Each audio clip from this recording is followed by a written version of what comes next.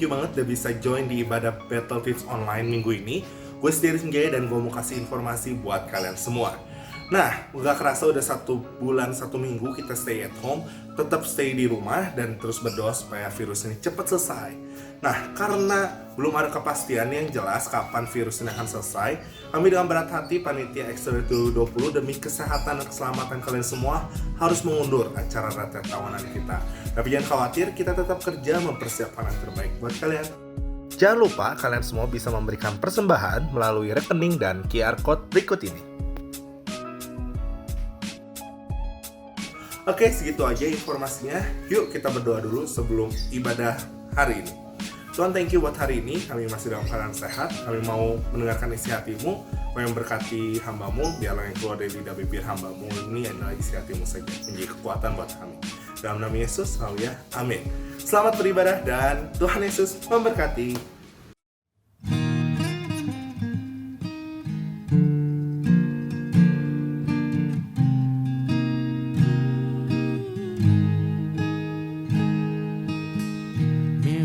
When you move, such an easy thing for you to do. Your hand is moving right now. You are still showing up at the tomb of every Lazarus. Your voice is calling me out right now. I know you're able, my God. Come true again. You can do all things. You can do all things but fail. 'Cause you've never lost a battle. No, you never lost a battle.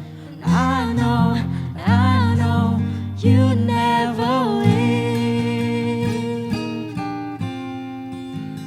Everything is possible by the power of the Holy Ghost.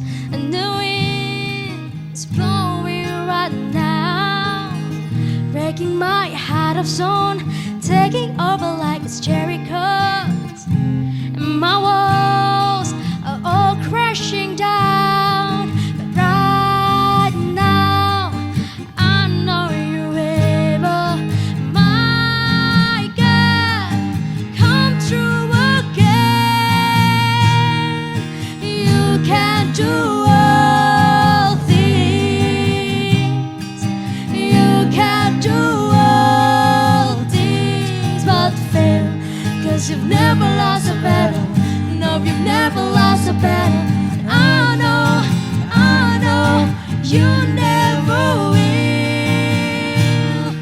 You can do all things. You can do all things but fail. 'Cause you've never lost a battle. No, you've never lost a battle. And I know you never will. Never lost a battle. Never lost a battle. You've never lost a battle. Never lost a battle. Never lost a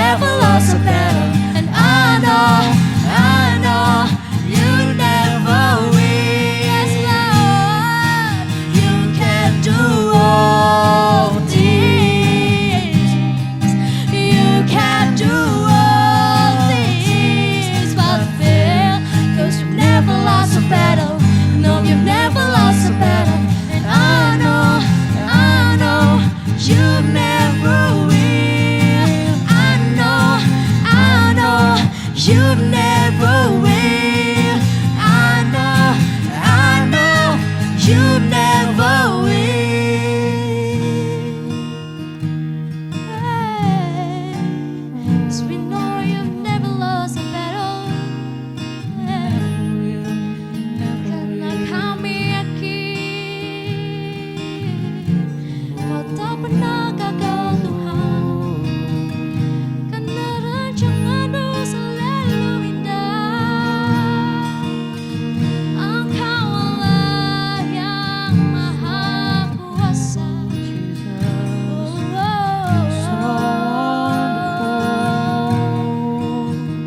Yes, there is power in Your name, Lord. There is power in Your name, Lord.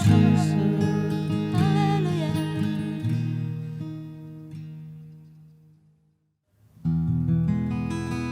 Kami percaya Tuhan, Kau adalah Allah yang setia. Yes, Lord. Dan kami mau setia Tuhan sama Engkau sampai akhir hidup kami.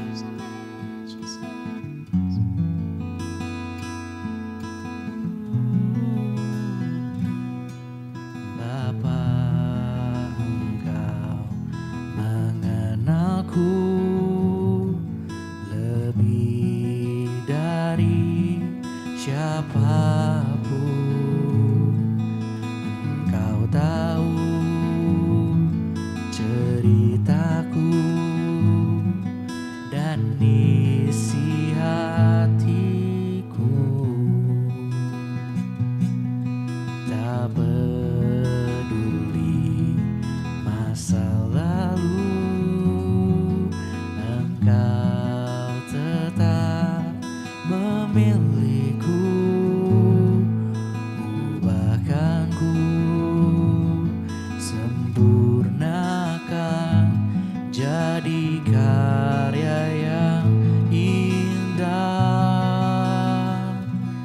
Kini aku percaya tiada yang mustahil bagimu. Kuasa-Mu kuatkanku, dasarku berharap.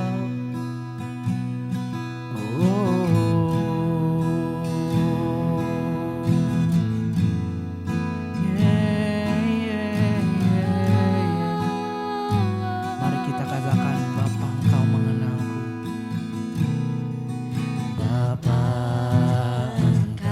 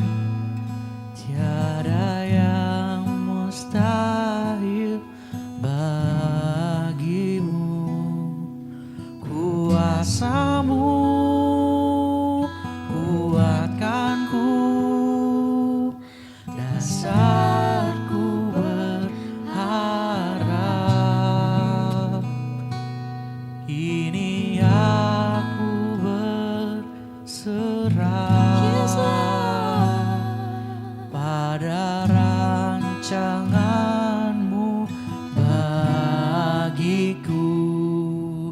Ku ikuti panggilanmu, ku kan setia. Mari kita katakan, kini aku percaya. Kini aku percaya. Tiada yang mustahil bagimu. Kuasamu kuatkanku, dasarku berharap. Kini aku berserah.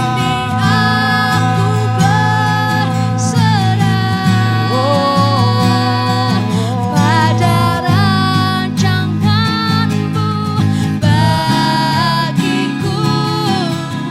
Ku ikuti panggilanmu, ku kan setia sampai akhir hidupku.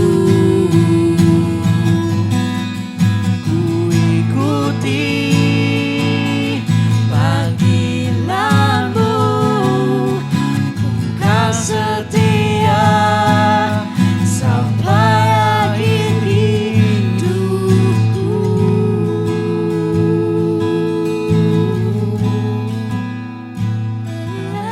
Setia Tuhan. Ajar kami Tuhan untuk berserah. Bentuk kami seturut rancanganmu Tuhan.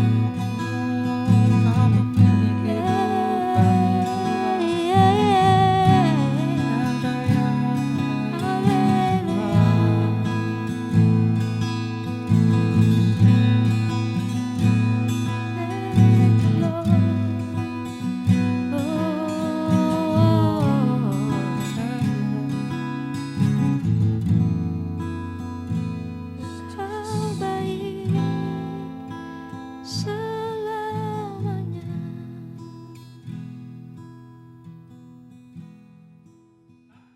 Shalom Youth, jumpa lagi bersama saya Christopher. Kita akan mendengarkan firman Tuhan, tetapi sebelumnya mari kita berdoa. Tuhan, terima kasih buat hari ini kalau kami bisa bertemu secara online ibadah di rumah kami masing-masing. Kami percaya Tuhan, walaupun kami dipisahkan dengan jarak, tetapi kami bersatu hati untuk mendengarkan firman Tuhan. Kami haus dan lapar akan firman-Mu. Dalam nama Tuhan Yesus kami berdoa dan mengucap syukur. Haleluya. Amin. Teman-teman, apa kabar semuanya? Senang sekali saya di rumah bisa bertemu dengan teman-teman semua di rumah masing-masing, atau mungkin ada yang masih terjebak dalam tanda kutip di kosannya. Semoga semuanya dalam kondisi baik dan sehat. Nah, hari ini kita mengalami masa yang sulit. Tetapi kita tahu bahwa sebenarnya manusia itu cepat atau lambat pasti menghadapi kematian. Tetapi karena ada pandemi COVID-19 ini, kita melihat berita kematian itu sangat sering. Mungkin ada kerabat juga yang meninggal atau keluarga yang meninggal, turut berduka cita juga. Tetapi saya mau katakan hari ini, jangan khawatir. Kenapa sih? Karena gini, lihat bunga di sini, ini adalah bunga anggrek yang indah banget.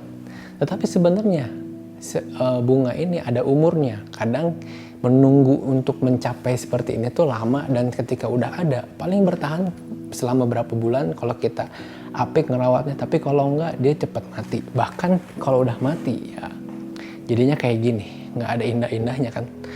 Yang ini indah, yang ini belum jadi, nggak ada keindahan sama sekali.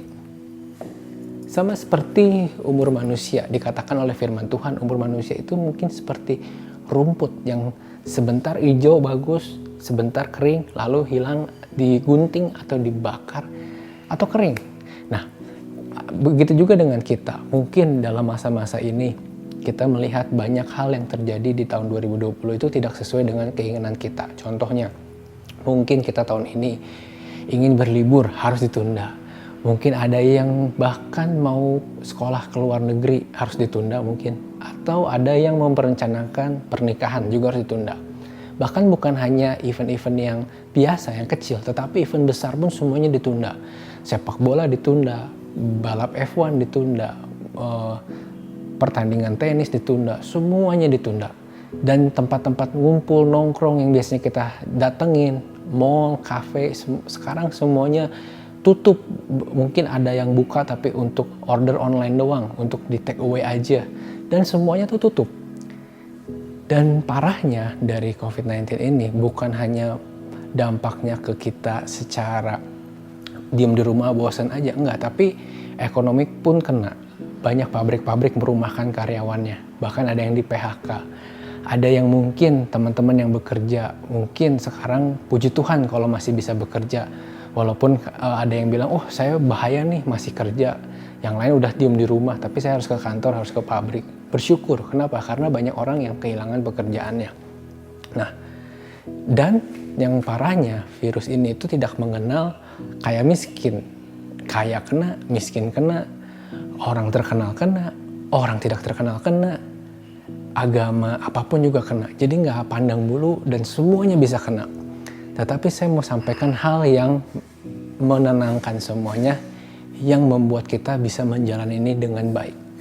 Matius 6 ayat 25 mengatakan, "Karena itu aku berkata kepadamu, janganlah khawatir akan hidupmu, akan apa yang hendak kamu makan atau minum, dan janganlah khawatir pula akan tubuhmu, akan apa yang hendak kamu pakai. Bukankah hidup itu lebih penting daripada makanan dan tubuh itu lebih penting daripada pakaian?" Tuhan memisahkan burung-burung di udara. Mereka nggak bikinnya tabungan, tapi Tuhan kasih makan. Tanaman bisa berbunga dengan indahnya. Bahkan kata Tuhan, raja yang paling makmur, paling kaya, yaitu Salomo pun tidak punya mahkota seindah bunga. Dan kita bisa lihat bahwa Tuhan itu mencukupkan apa yang kita perlukan. Ayat 31-33 dikatakan, "Sebab itu janganlah kamu khawatir dan berkata, apakah yang akan kami makan, apakah yang akan kami minum, apakah yang akan kami pakai." Mungkin kita sekarang bingung kalau penghasilan kita turun.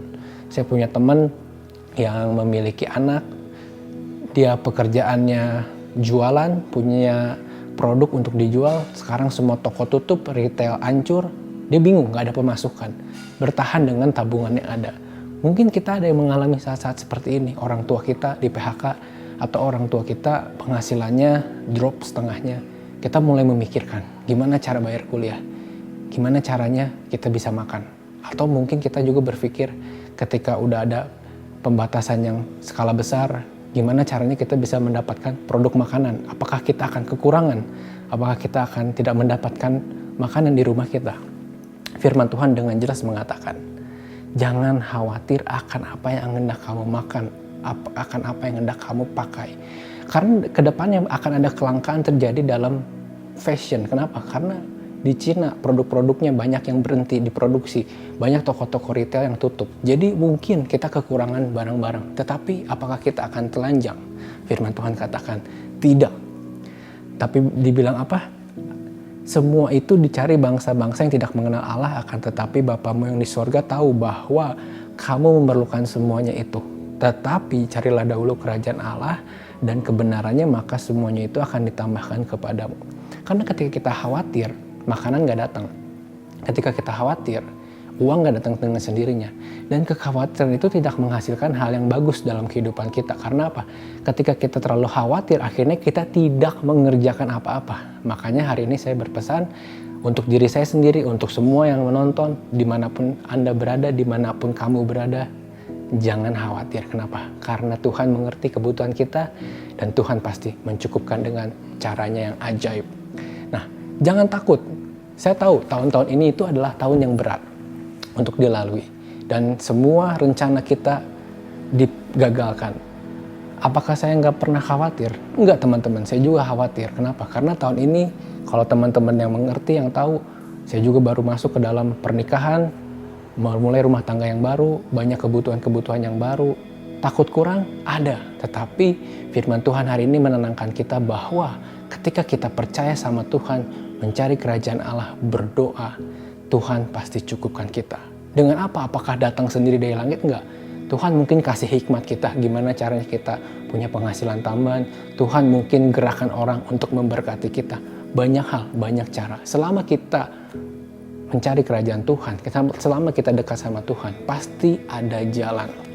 Nah, banyak orang yang ketika mengalami ini berpikir kapan ini beres. Setiap ada teman yang telepon saya selalu nanya, Tok, menurut lu ini kapan beres? Ini kapan sih kita bisa kondisinya kembali normal? Sejujurnya kita berharap seperti yang dikatakan pemerintah tanggal 29 Mei.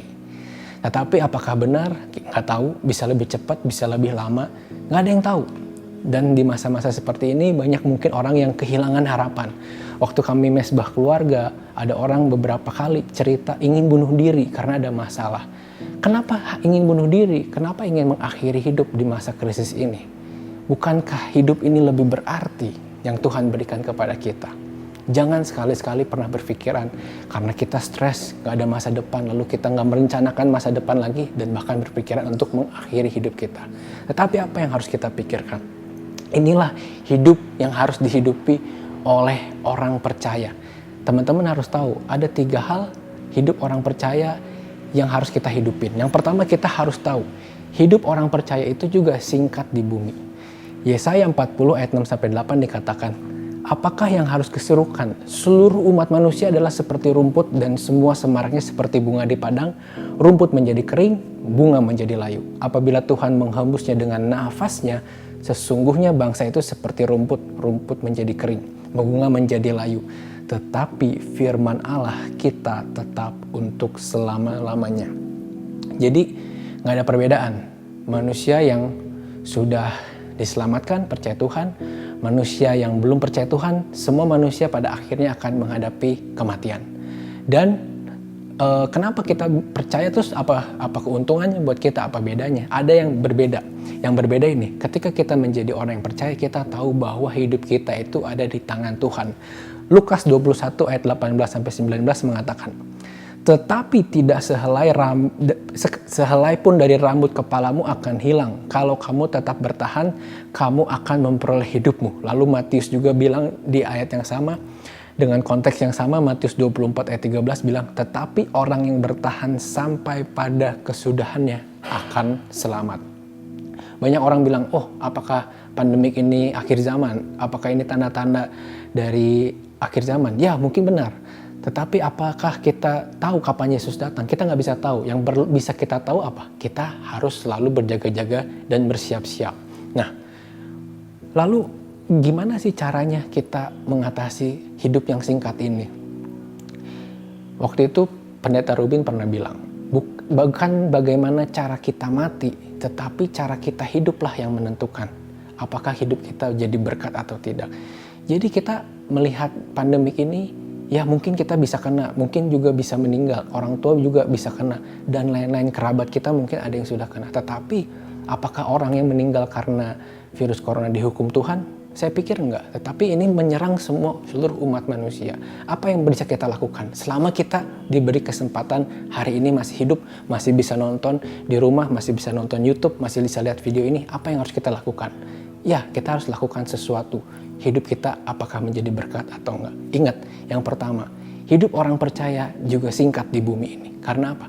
Karena kita menanti kehidupan kita dalam kekekalan bersama dengan Bapa di surga. So, dalam waktu yang singkat ini, apa yang harus kita lakukan? Yang kedua, hidup untuk Kristus. Filipi 1 ayat 20-22 dikatakan, sebab yang sangat kurindukan dan kuharapkan ialah bahwa aku dalam segala hal tidak akan beroleh malu, melainkan seperti sedia kala, demikian pun sekarang Kristus dengan nyata dimuliakan di dalam tubuhku, baik oleh hidupku maupun oleh matiku. Karena bagiku hidup adalah Kristus dan mati adalah keuntungan. Tetapi jika aku harus hidup di dunia ini, itu berarti bagiku bekerja dan memberi buah. Nah, mati adalah keuntungan. Quotes ini sempat dipakai oleh satu gubernur anak Tuhan yang percaya. Dikatakan mati adalah keuntungan. Kenapa sih mati bisa untung? Karena kematian di dalam Tuhan hanya menutup mata di bumi dan membuka mata di surga, di dalam kekekalan bersama Bapa. Lalu apa yang harus kita lakukan selama kita masih hidup? Jika kita masih hidup hari ini, berilah buah kepada Kristus. Bagaimana caranya? Mungkin Memberi pada saat kelimpahan, waktu bisnis kita bagus, waktu pekerjaan kita bagus, akan sedikit, saya bilang sedikit lebih mudah karena ada juga orang dalam kesuksesannya pelit, susah untuk menabur. Tetapi ini yang penting, waktu Paulus menulis surat ini yang menguatkan jemaat-jemaat di Filipi, Paulus menuliskannya di dalam penjara. Kondisi kita mungkin mirip seperti Paulus. Kita hari ini sulit untuk kemana-mana, diam di rumah, kalau pergi mungkin hanya untuk bekerja, pulang lagi ke rumah, nggak bisa beraktivitas seperti biasanya, nggak bisa ketemu teman, nongkrong di kafe, nggak bisa berlibur. Seperti terpenjara di rumah. Tetapi ketika kita terpenjara, apakah kita dibatasi? Tidak. Ingat, pada zaman Paulus hidup, itu nggak ada yang namanya WhatsApp, nggak ada Zoom, nggak ada YouTube, nggak ada apa. Gimana caranya dia tetap jadi berkat? Dia nulis, dia kirim surat. Kita bisa jadi berkat nggak? Bisa. Kita bisa pakai sosial media kita bisa pakai Zoom, kita bisa pakai YouTube, bisa pakai segala cara yang kita punya, yang kita miliki untuk jadi berkat buat orang lain. Jangan kita hanya diem aja di rumah, hidup dengan khawatir, malas-malesan, tidak berbuat apa-apa, tidak melakukan apa-apa. Tetapi kita bisa melakukan mungkin pertemuan secara online dengan teman-teman komsel kita, menelepon orang yang sudah lama kita nggak berhubungan, kita tanya kabarnya, apakah sehat, baik-baik saja atau enggak. Kita juga mungkin bisa mengirimkan donasi, bantuan dengan apa yang kita punya, yang kita miliki sekarang. So, jangan diem aja, tapi kita harus hidup sekarang itu menunjukkan kualitas kita sebagai anak-anak Tuhan. Kita harus hidup berbuah. Nah, lalu yang penting apa nih? Yang paling penting untuk hidup berbuah yang pertama, dalam waktu-waktu yang banyak ini, perbanyak doa, perbanyak baca firman Tuhan, baca buku yang bagus untuk mempersiapkan kita. Karena ketika badai ini berakhir, kita mau keluar sebagai apa? Pembentukan habit itu 21 hari teman-teman. Kalau kita dalam 21 hari ini malas-malasan, akhirnya ketika masa karantina ini beres, masa pandemik ini beres, kita keluar sebagai orang yang malas-malasan. Tetapi ketika kita tetap produktif, tetap mengerjakan yang baik, ketika kita keluar nanti, pandemiknya beres, kuarantinnya beres, kita menjadi orang yang lebih baik, yang lebih produktif, pengetahuannya lebih banyak. Ketika kita mengisi waktu-waktu kita di rumah dengan hal-hal yang produktif. Nah, lalu apa sih yang bisa kita lakukan dalam hidup yang berbuah itu? Jadi pertama, kita harus tahu hidup anak-anak Tuhan, hidup orang percaya tetap singkat di bumi.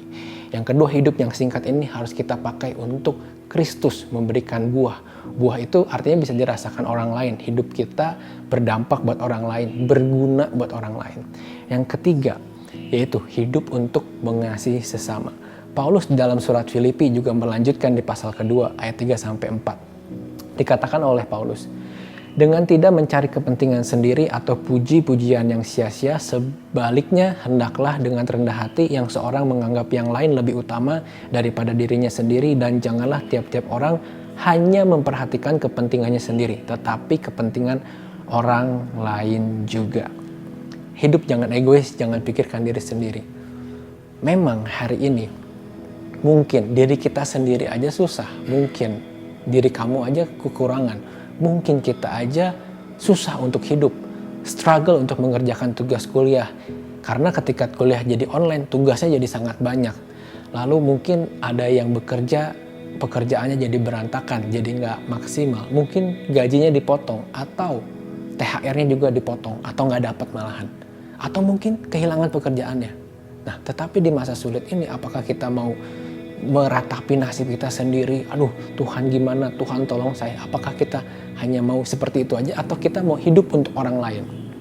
Nah, caranya gini. Kita lihat waktu hari Minggu kemarin ketika kita merayakan Paskah, kita punya satu teladan yang sangat baik, yaitu Yesus Kristus. Filipi 2 dilanjutkan ayat 5-9, di sana dikatakan Yesus itu yang tadinya serupa dengan Allah, dia punya kedudukan yang sangat enak di surga, mengosongkan dirinya, turun ke dunia, menjadi sama seperti kita, seperti manusia. Dan akhirnya dia taat, merendahkan dirinya, taat sampai mati.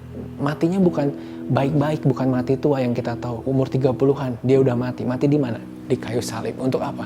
Untuk menebus saya dan kamu. Artinya apa? teladan yang diberikan Yesus. Yesus nggak mikirin dirinya sendiri. Kalau dia mikir dirinya sendiri di Taman Getsemani, mungkin dia udah kabur.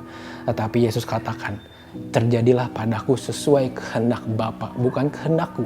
Nah, kita mungkin hari ini sulit, tetapi saya percaya ketika kita hidup menjadi berkat, menjadi buah, berdampak buat orang lain, pasti hidup kita menjadi lebih bahagia. Kenapa? Karena kita tahu hidup kita itu berguna buat orang lain.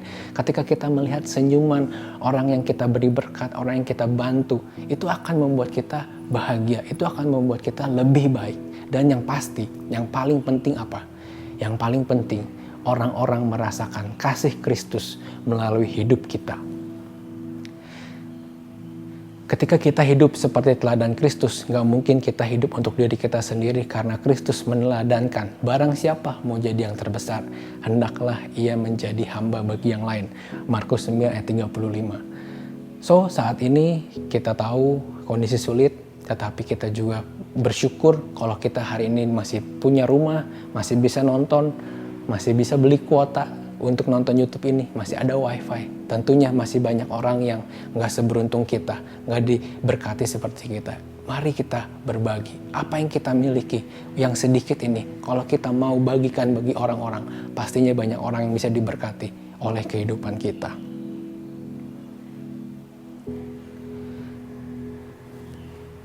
Teman-teman, ini saatnya bagi kita untuk menanggalkan segala kedagingan kita, segala keegoisan kita.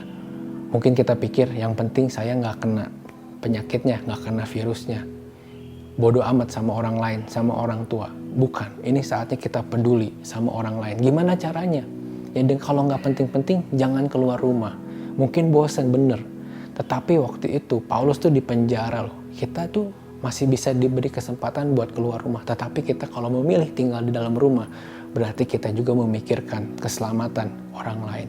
Kita mau mencegah penularan yang lebih banyak. Kita mau menurunkan kurva untuk apa? Agar Indonesia bisa kembali seperti semula. Lalu, apalagi yang bisa kita lakukan? Saya kemarin terkagum melihat ketika istri saya diam di rumah, work from home, apa yang dilakukan. Nah, ketika itu dia menjadi koordinator bagian untuk mengalokasikan dana sumbangan untuk yang terkena dampak COVID-19. Nah, caranya gimana sih?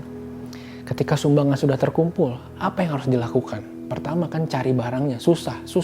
Banyak orang yang nipu, banyak yang jual terlalu mahal, banyak orang yang mencari kesempatan dalam kesempitan. Tetapi mencari, meng-cross-check, akhirnya memesan, dan akhirnya didistribusikan.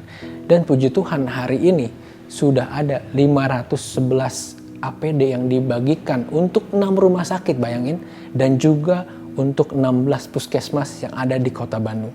Lalu ada puluhan paket sembako yang dibagikan buat jemaat, buat OB, buat satpam, buat seluruh orang-orang di sekitar wilayah gereja yang terdampak COVID-19, yang nggak bisa dagang, nggak bisa jualan, nggak punya penghasilan, diberikan sembako agar bisa bertahan hidup, memiliki sandang pangan. Nah, bantuan untuk jemaat yang terkena banjir juga diberikan. Walaupun nggak keluar rumah sama sekali, tetapi dengan handphone, dengan alat komunikasi, akhirnya bisa mengkoordinasi sesuatu hal yang bisa jadi berkat buat banyak orang. Mungkin pekerjaan kita berbeda, mungkin kesempatan kita berbeda, mungkin apa yang bisa kita lakukan pun berbeda, tetapi sekecil apapun yang bisa kita lakukan buat orang lain, lakukanlah. Jangan banyak berpikir, jangan dinanti-nanti. Kenapa? Karena banyak orang membutuhkan kita, karena banyak orang membutuhkan pertolongan pada saat-saat ini. Kalau Anda bilang, kamu bilang, tapi saya juga masih butuh pertolongan ya. Memang, tetapi kalau kita menunggu kita sempurna, kita baik kondisinya, kapan kita mau tolong orang? Karena masalah selalu ada dalam hidup kita. Dan sekarang saatnya bukan egois, bukan mikirin diri kita sendiri. Tetapi firman Tuhan bilang, Paulus bilang, dahulukan kepentingan orang lain. Layani orang lain lebih dulu. Jangan pikirkan kepentingan kita sendiri, tetapi kita pikirkan gimana hidup orang lain. Gimana cara hidup kita jadi berkat buat orang lain. So, pada akhirnya yang paling penting ini, pamungkasnya, Filipi 2 ayat 10-11. supaya pada akhirnya dalam nama Yesus bertekuk lutut segala yang ada di langit dan yang ada di atas bumi dan yang ada di bawah bumi, dan segala lidah mengaku Yesus Kristus adalah Tuhan bagi kemuliaan Allah Bapa. Jadi perbuatan baik yang kita lakukan bukan tanpa alasan, bukan hanya biar kita dipuji, bukan hanya biar kita menjadi orang yang lebih hebat, enggak. Tetapi segala perbuatan baik yang kita lakukan adalah untuk memberi buah, hidup untuk Kristus, untuk memuliakan nama Tuhan Yesus. Karena kalau anak-anak Tuhan gak bergerak hari ini, kalau anak-anak muda diem-diem aja di rumah hari ini, gimana orang bisa tahu bahwa Kristus mengasihi seluruh dunia dan mati untuk seluruh umat manusia? Kita sudah rayakan kebangkitannya, kita sudah bersyukur dapat anugerah lebih dulu. Yuk kita kerjakan bagian kita lakukan apa yang kita bisa, kita tolong orang lain, kita sebarkan kebaikan, sebarkan kasih. Sehingga banyak orang percaya kepada Tuhan yang kita sembah bahwa oh iya, yang ikut Tuhan tuh baik-baik ya.